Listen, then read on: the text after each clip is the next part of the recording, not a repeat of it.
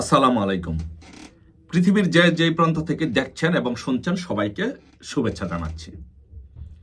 তো আজকে রাজনীতিক একটা কাল্পনিক বিশ্লেষণ করতে চাই।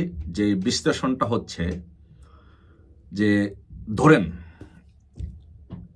আজকে যেই বাংলাদেশে যে অবস্থা বিরাজ করছে, মনে করেন যে ফর এক্সাম্পল আজকে অ্যাডভোকেট আবু সাইদ সাগর ভাই অত্যন্ত নম্র ভদ্র একজন আইনজীবী, একজন প্রবীণ আইনজীবী, এবং আরেকজন সংসদ সদস্য বি.এম. মুজাম্মেল হক, তাদেরকে গ্রেপ্তার করা হয়েছে। এরকম অসংখ্য নেতাকর্মীদেরকে, বিভিন্ন শ্রেণী পেশার মানুষকে প্রতিদিনই গ্রেপ্তার করা হচ্ছে, তাদেরকে জেলে নেওয়া হচ্ছে। অ্যাডভোকেট নুরুল মজিদ হুমায়ুন ভাইকে কিভাবে মৃত্যুর পরেও তাকে হাতকড়া পরিয়ে রাখা হয়েছে, এগুলো আপনারা দেখেছেন। এগুলো বলে শেষ করা যাবে না, এগুলো ঘন্টার পর ঘন্টা এগুলো বলা যাবে।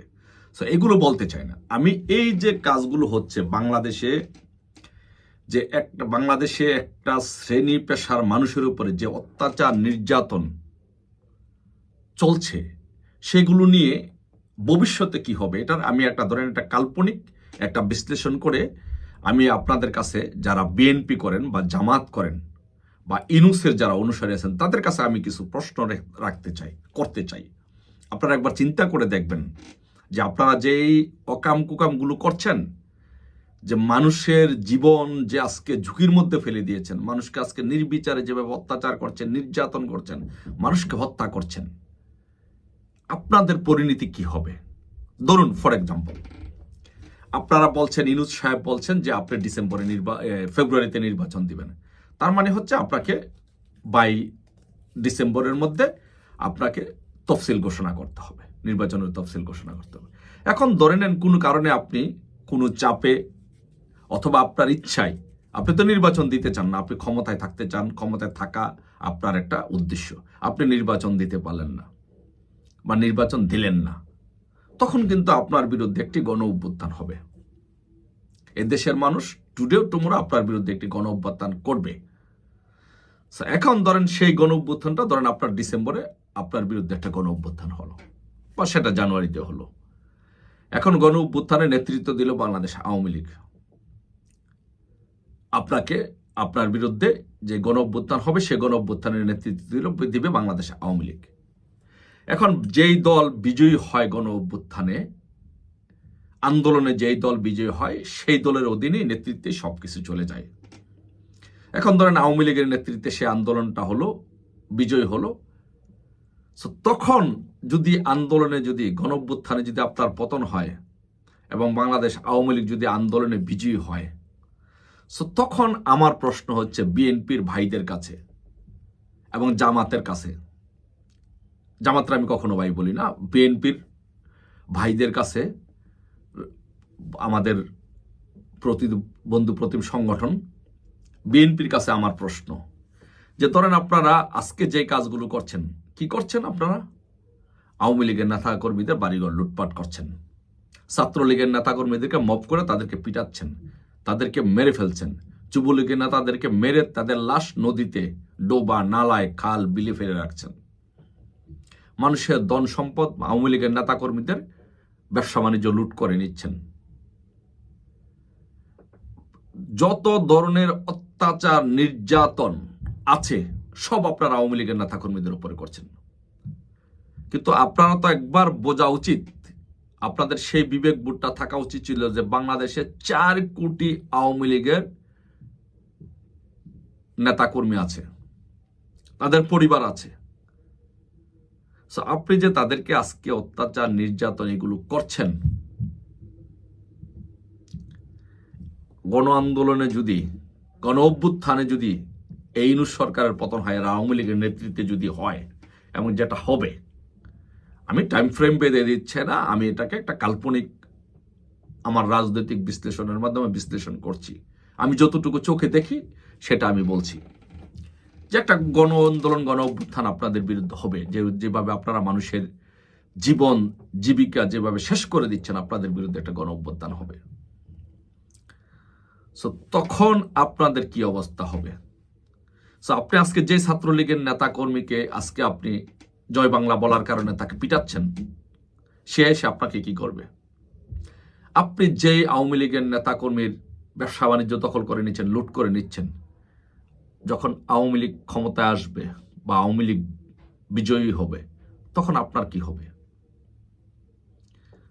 আপনি যার পরিবারের উপরে হামলা করছেন, আপনার পরিবারের উপরে কি হবে? আপনি যাদেরকে জুতার মালা পরাচ্ছেন, আপনার কি হবে?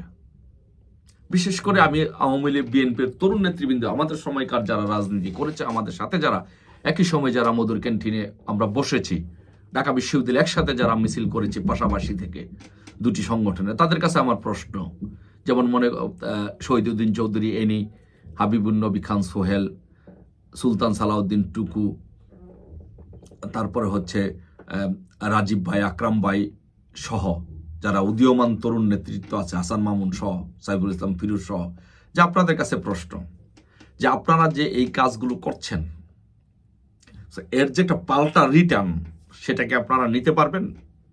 আওয়ামী লীগ যখন ক্ষমতায়, আওয়ামী লীগ যখন আসবে, আওয়ামী লীগ যখন আন্দোলনে বিজয়ী হবে, এবং সেটা হবে, আপনারা কি এটা নিতে পারবেন? এখন আপনারা মানুষকে রাস্তাঘাটে, মানুষকে, আওয়ামী লীগের নেতাকর্মীদেরকে মপ করছেন, পিটাচ্ছেন, জুতার মালা দিচ্ছেন, বিভিন্ন পেশাজীবী মানুষদেরকে নির্যাতন করছেন।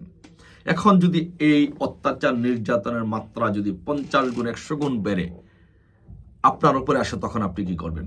আপনি কি একবার ভেবেছেন সেই জিনিসটা, যে ক্ষমতা কিন্তু চিরস্থায়ী না, ক্ষমতার পালাবদল হবেই, হয়েছে এবং হবে। আপনি একবার চিন্তা করে দেখুন। ফর এক্সাম্পল আপনাকে আমি বলি, শহীদুদ্দিন চৌধুরী এনি বা আজিজুল বাড়ি হেলাল ভাইকে বলি, বা সুলতান সালাউদ্দিন টুকু, মনে করেন মির্জা ফখরুল ইসলামকে বলি, ধরেন আপনাকে আপনাদের পরাজয় হলো, আন্দোলনের মাধ্যমে গণ অভ্যুত্থানে পরাজয় হলো, আপনাকে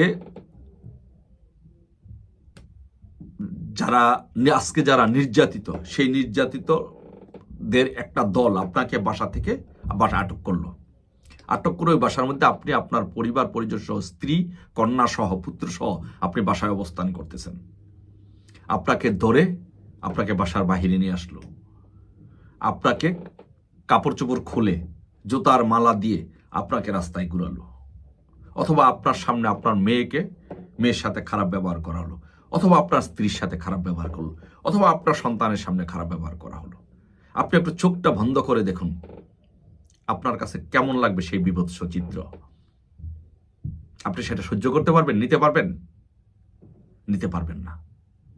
এবং এটাই কিন্তু হবে। যদি এইগুলো যতটুকু হয়েছে তো হয়েছে, তার শাস্তি আপনি অতটুকুই পাবেন, বাট আরো যত বেশি করবেন, শাস্তির পরিমাণ তত বাড়বে। তাই আমি বলবো, আজকে আপনারা যা করছেন, অ্যাডভোকেট আবু সাইদ, সাগর ভাই সহ, বিএম মুজাম্মেল সহ, আগে যারা অসংখ্য নেতা কর্মীদেরকে গ্রেপ্তার করছেন, এর প্রতিদান কিন্তু আপনাদেরকে দিতে হবে, এর ফলাফল কিন্তু আপনাদেরকে ভোগ করতে হবে। তাই আমি বলবো, ইউনূসকে বলবো যে বাংলাদেশের রাজনীতিতে আপনি 50 বছরের জন্য সংঘাত সংঘর্ষ তৈরি করে দিয়েছেন, আপনাকে সেটা বন্ধ করতে হবে। আপনার পরাজয় অতি নিকটে, আপনার পতন নিকটে, কিন্তু যাওয়ার বেলায় আপনি মানুষের উপরে আর নির্যাতন করবেন না। আপনি বাংলাদেশটাকে আর দীর্ঘস্থায়ী, আরো 100 বছরের জন্য দীর্ঘস্থায়ী সংঘাত সংঘর্ষের দিকে নিয়ে যাবেন না। বন্ধ করুন। এদেশের জনগণ জেগে উঠেছে, আপনার পতন নিশ্চিত। জয় বাংলা, জয় বঙ্গবন্ধু।